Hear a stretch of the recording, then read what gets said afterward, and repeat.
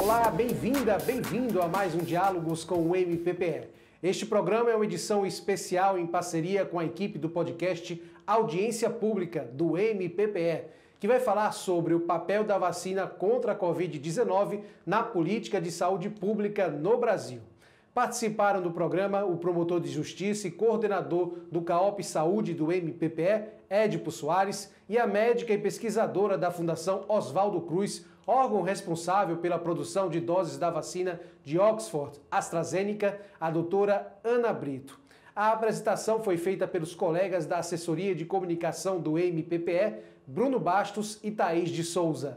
Doutora Ana Brito, eu fiz questão de anotar, quando a gente estava preparando essa edição da Audiência Pública, uma afirmação do Dr. Drauzio Varela, em um vídeo que ele gravou para o YouTube da BBC Brasil. Ele diz o seguinte, que uma criança nascida em 1900, nos países desenvolvidos da Europa, tinha uma expectativa de vida de 40 anos. No final do mesmo século XX, a expectativa de vida nos países da Europa já beirava 80 anos, praticamente o dobro. E a grande responsável por esse aumento, segundo ele, foi a vacinação. Partindo de uma situação como a atual, em que a gente enfrenta um vírus desconhecido, como o uso das vacinas pode contribuir para proteger toda a população de um país ou mesmo do planeta? Nesse momento, discutir essa questão das vacinas, que está na ordem do dia, como uma medida importante para o enfrentamento da pandemia da Covid-19 em todo o mundo. Dr. Drauzio Varela tem razão quando ele coloca que dos principais impactos da vacinação em todo o mundo foi exatamente no aumento da sobrevida das pessoas. Mas as vacinas, na realidade, são consideradas o maior marco tecnológico da saúde do século XX. Embora as vacinas elas tenham sido começado o seu processo de desenvolvimento ainda no século XIX, na realidade, no final do século XVIII, com a primeira vacina desenvolvida contra a varíola humana, que foi a única doença até hoje erradicada por vacina em todo o mundo. Em seguida, no século XIX, a vacina da raiva pelo Louis Pasteur, que deu origem ao Instituto Pasteur, na França.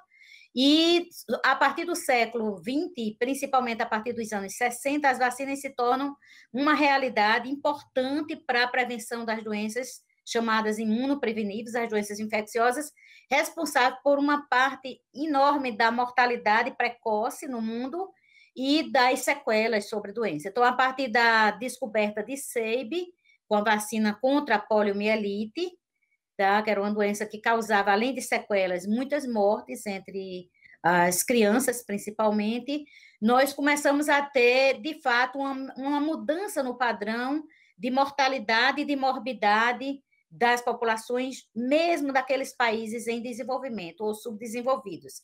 E trazendo essa discussão para a realidade de Pernambuco, doutor Édipo, as vacinas foram desenvolvidas, já estão com os estados e municípios, mas elas precisam chegar à população.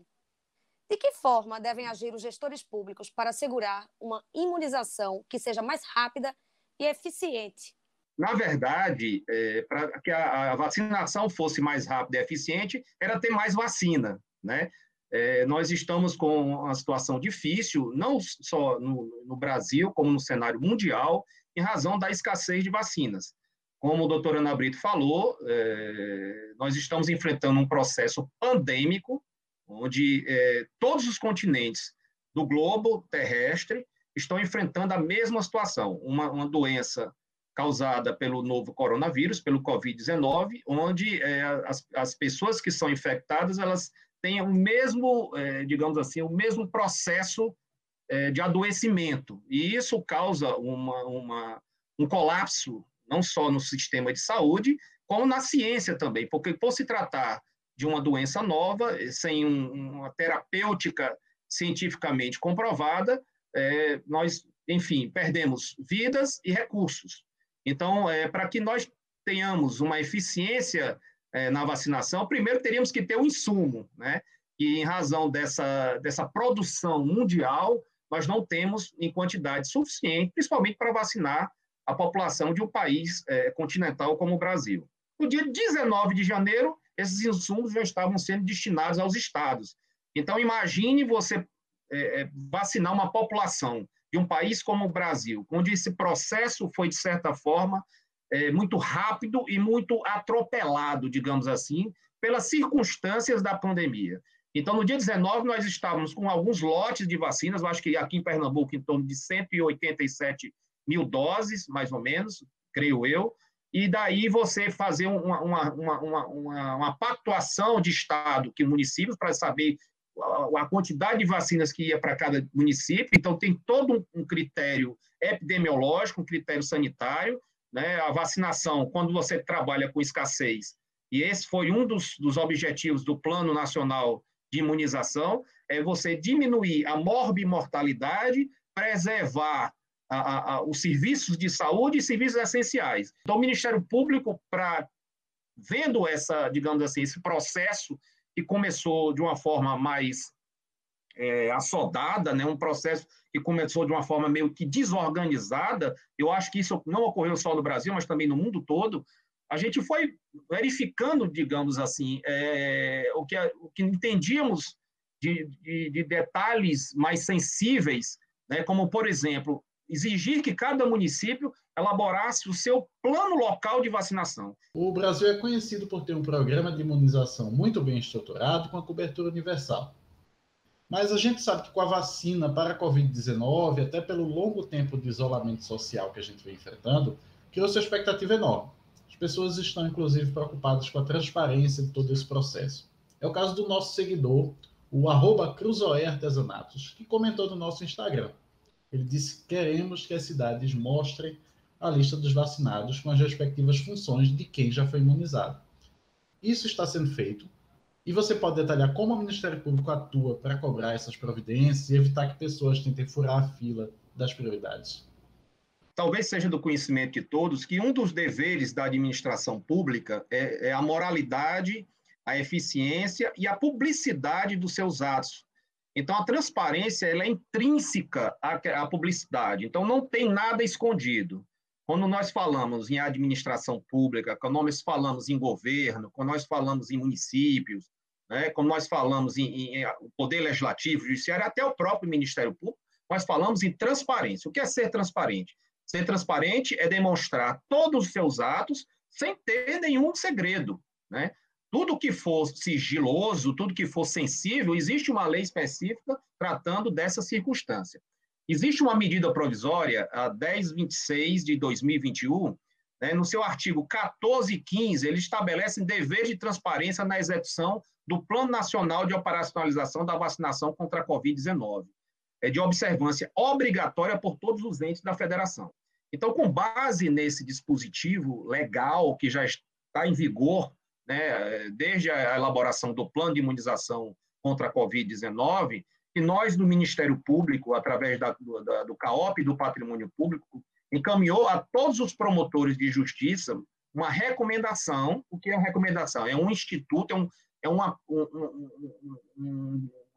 arma que dispõe o Ministério Público, bem dizer, para os ouvintes, né, para que ele possa recomendar às entidades públicas, aos gestores e até aos particulares também, né, o que ele entende ser correto de fazer. Então, desde que começamos a verificar uma quebra, né, uma ilegalidade, digamos assim, no cumprimento da ordem de prioridades, nós passamos a exigir desses gestores, a recomendar que esses gestores assegurassem a disponibilização em site específico, né, por meio hoje de mídia, né, de internet, informações claras e objetivas sobre todos os dados referentes ao Plano Nacional de Imunização, né, conforme eu mencionei nessa medida provisória, que tem força de lei, né, a medida provisória é um ato do presidente da República, mas ele, a partir do momento que ele é dita, que ele é baixado, ele tem força de lei, né, para que essas pessoas vacinadas, o nome dessas pessoas, ou a classe às quais ela está inserida, seja dado visibilidade pública. Então, com base nessa medida, entendemos que seria mais difícil, digamos assim, haver burla a essa ordem de prioridade. Eu acho que essa é uma medida que está sendo, que deve ser adotada por todos os municípios do país, todos os gestores, né? Faz bem para o gestor, faz bem para a população e dá clareza a todo esse processo. Para continuar, eu queria fazer uma pergunta mais técnica para a doutora Ana Brito. Esse processo de pesquisa e fabricação da vacina está acontecendo em vários lugares do mundo. Qual trabalho vocês, pesquisadores, estão desenvolvendo agora? E como esses conhecimentos eles podem beneficiar o Brasil futuramente no campo da ciência? Thaís, eu vou lhe pedir a liberdade de poder fazer um comentário sobre a questão do modus operandi da aplicação da vacina no Brasil, porque eu acho que o doutor Édipo ele coloca questões instigantes para que a gente possa refletir e inclusive, questões da própria capacidade e de capilaridade do nosso Programa Nacional de Imunização, que é um programa, para as pessoas que não sabem, que foi instituído em plena ditadura militar em 1973. Como eu já era estudante de medicina e participei ativamente de todo esse processo, inclusive desde a criação do PNI, fui usuária do PNI quando fui vacinada contra a doença meningocócica, que era uma epidemia que ocorreu no Brasil em 74, e a gente ainda era vacinado com aquelas pistolas, não tínhamos a ideia de que existisse uma hepatite C, e muito menos de que ainda não existia o vírus responsável pela AIDS, então era possível que a gente fizesse vacinações com outras formas, inclusive mais ágeis de aplicação. Então, eu gostaria de dizer que esse programa ele só se tornou cada dia mais robusto. Ele nunca sofreu nenhuma gestão, digamos assim, de malversação dele, e nem de desestruturação dele, independente do regime político que estivesse existindo no Brasil desde o primeiro momento da sua existência, desde 73. Ele só tem crescido, se tornou robusto com o SUS, né, a partir da instituição do SUS, com a Lei Orgânica da Saúde de 8080, de 1990, mas, assim, o PNI é um programa realmente de referência internacional, porque ele consegue garantir no seu calendário o maior número de vacinas que um país consiga distribuir gratuitamente para toda a sua população e de forma universal. Nós temos em torno de 27 formulações de vacina dentro do PNI, e é um programa extremamente capilarizado, porque o SUS permitiu essa capilaridade, e nós temos hoje 38 mil salas de aplicações de vacina, com instituição de uma cadeia de frio bem equilibrada, com geladeiras, com módulos de refrigeração maior para distribuição para o país inteiro, módulos aéreos, terrestres, fluviais, inclusive na região dos grandes rios, como o centro-oeste e região norte do país. Quando todo mundo é vacinado, o vírus perde a força de infecção, porque ele não vai encontrar mais ninguém suscetível ao desenvolvimento da doença, porque a vacina ela protege as formas de doença, tá? Mas o vírus vai continuar circulando, mas ele vai reduzir bastante. Então, esse esforço ele foi negligenciado pelo país, o PNI não foi acionado de forma adequada, e em momento precoce, a gente sabia quais eram as vacinas, inclusive que estavam sendo testadas no Brasil, já na sua fase 1, 2 e 3, tem uma fase anterior, que é uma fase de laboratório, que são os ensaios pré-clínicos, tá certo? A partir de tecidos e de células, depois vem para as fases por poucos voluntários, depois de dezenas de voluntários, e por fim, de milhares de voluntários, que foi o caso da AstraZeneca e da vacina da Coronavac, tá certo? Capitaneada pelo Instituto Butantan e no Brasil pelo Instituto Butantan, a Coronavac, que é de vírus inativado, e a AstraZeneca, que é de vetor viral. Então, assim, nós não tivemos o tempo necessário para elaborarmos um plano de vacinação de acordo com a realidade brasileira. Nós temos uma realidade diferente do hemisfério norte. Quem começou a vacinar foi o hemisfério norte, com um plano de vacina feito na medida da roupa que eles vestiam. São países que não têm a desigualdade que nós temos, são países onde a doença afetou indiscriminadamente as populações das diferentes classes sociais, dos diferentes locais. Nós não, nós temos uma epidemia uma pandemia que, embora nós todos sejamos suscetíveis, mas quem teve condições de fazer o isolamento social, de usar adequadamente as medidas de proteção coletivas, como máscara e higienização, essa população foi mais protegida, e essa população recai justamente sobre a população que tem mais condições socioeconômicas. Quem foi desproporcionalmente afetado pela doença e pelas mortes por Covid, se a gente pegar Recife, foram os bairros periféricos, favelizados, populações mais pobres, o peso da doença recai sobre isso. Então, assim, existia uma necessidade da gente adequar esse plano à nossa realidade. O nosso plano é simplesmente uma cópia de um plano adequado a outros países. Nós não fizemos essa adequação. Os nossos grupos prioritários seguiram os mesmos grupos prioritários de outro país.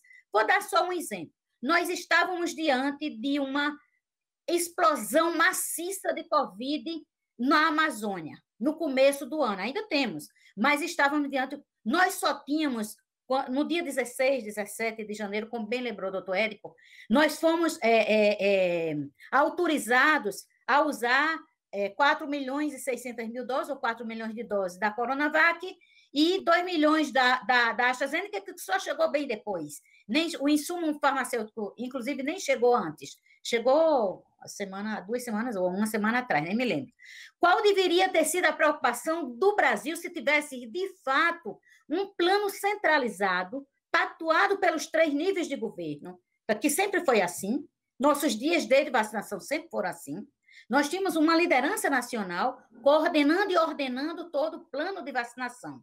Nós tivemos que recorrer ao Supremo Tribunal Federal para que os estados e municípios pudessem assumir esse papel de liderança, inclusive na construção dos seus próprios planos, sem fugir do plano original. Então, a gente não podia fugir daquele plano original. Naquele momento, nós tínhamos uma variante nova na Amazônia, que ainda temos. Hoje, 90% dos casos da Amazônia são decorrentes de uma variante mais transmissível. Se nós tivéssemos uma centralização de ação, nós teríamos feito um bloqueio vacinal na Amazônia, naquele momento. Para quê? Para impedir que aquela nova variante se espalhasse para o mundo, como se espalhou, 8 países já identificaram, e para o Brasil, como a gente ainda não conseguiu identificar, porque nós temos pouco recurso investido na vigilância genômica do vírus, está entendendo? Então, assim, nós tínhamos que ter feito um grande bloqueio para aquela população, para quê? Para impedir a disseminação daquela variante, está entendendo? Naquele determinado momento, que isso talvez fosse mais protetivo do que a gente fracionar vacinas para todo o Brasil, indiscriminadamente, resultando, inclusive, na necessidade, aí sim entra o poder, o Ministério Público, da necessidade de se adotar medidas, inclusive medidas de fiscalização, que eu acho que só se aplica em escassez, em situação de escassez. Que ao longo de toda essa situação da pandemia, desde o início, lá em 2020, foram debatidos o papel de várias instituições, do SUS, da Anvisa, dos centros de pesquisa, dos próprios gestores políticos da área da saúde. E como é possível garantir que todo esse sistema, que envolve tantos atores, ele consiga agir de maneira harmônica e responder com agilidade a essas ameaças, como o coronavírus ou algum outro tipo de vírus que possa aparecer no futuro? A gente verificou que a Covid-19 ela não é uma doença, digamos assim, somente sistêmica, quando a gente fala do ponto de vista orgânico, né? Quando ela atinge o indivíduo, pensávamos que era apenas uma gripezinha, né? Digamos assim, no início da pandemia. Eu acho que até pessoas mais abalizadas, né, achavam que o coronavírus iria causar apenas uma gripe, quando, na verdade, o coronavírus se mostrou muito mais do que essa gripezinha, ele se mostrou uma doença sistêmica. A gente verificou também ao longo desses meses, né, praticamente um ano de pandemia aqui no Brasil, no território brasileiro, que é sistêmico também, os problemas, são sistêmicos também os problemas que envolvem, não é, todo o enfrentamento da Covid, né? Primeiro, como foi falado desde o início, a ciência trabalhou rápido, né, bastante rápido, digamos assim, na descoberta de imunizantes para conter o adoecimento, digamos assim, para ou para conter a infecção pela Covid-19. Então, eu acho que esse é um dos fatores principais que precisaríamos trabalhar em termos de harmonia. Muitas vezes a ciência ela caminha muito mais rápida do que as normativas, e aqui no Brasil, do Sistema Único de Saúde, as normativas da Anvisa, do Centro de Pesquisa, né, e dos gestores políticos. Né? Então, é muito comum encontrarmos judicializações, e isso não ficou diferente, como foi dito pela doutora Ana Brito, com a questão do coronavírus aqui no país. E eu acho que esse é um dos fatores. A judicialização ela é necessária em algumas circunstâncias, mas muitas vezes também ela pode desorganizar mais do que organizar um sistema, né, que deveria ser conduzido por técnicos, cientistas, ciência. Né? Quando eu falo assim, esse é um outro fator que a gente também verificou muito na pandemia, que é todo mundo virou um cientista, né? Todo mundo virou um expert em coronavírus. E isso prejudicou muito, né, essa harmonia no país. Então, você vê, isso não foi só no Brasil, acho que isso foi no mundo. Né? Como se trata de uma doença nova, onde nós não temos terapêutica cientificamente, com evidência científica, né? Então todo mundo busca, né, alguma coisa para se salvar, isso é natural, é da natureza humana. Né? Então isso também é um outro fator. E quando eu digo que todo mundo virou um cientista, aí eu faço um caminho inverso. Como é que nós vamos harmonizar SUS, Anvisa, gestores que você falou, gestores políticos, não é isso? Da saúde, centros de pesquisa, acreditando na ciência. Eu acho que a ciência ela sempre esteve do lado da humanidade, né? Se não fosse a ciência, eu acredito que hoje nós não estaríamos aqui. Né? Como foi dito, que as pragas sempre foram motivo de dizimar populações praticamente inteiras, e graças à ciência, né, hoje estamos com uma sobrevida maior, hoje estamos com uma genética melhor, digamos assim, porque nós não estamos reproduzindo mais indivíduos, né, geneticamente adoecidos, graças à ciência.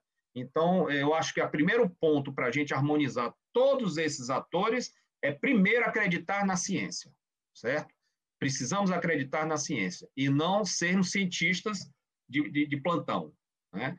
Um segundo momento de harmonizar todo digamos assim, esse enfrentamento é que os órgãos de controle, né, eles possam também se comunicar, que haja uma coordenação. Né? A coordenação ela sempre foi fundamental no Sistema Único de Saúde. Nós precisamos entender que é um sistema hierarquizado e autônomo. Então, não significa que o Estado, por ser autônomo, ele não siga uma malha, digamos assim, uma rede hierarquizada. Você pode acessar o nosso podcast nas principais plataformas, como Spotify, Google Podcasts e Deezer. Se quiser nos assistir na telinha, o programa estará disponível no canal da TV MPPE no YouTube.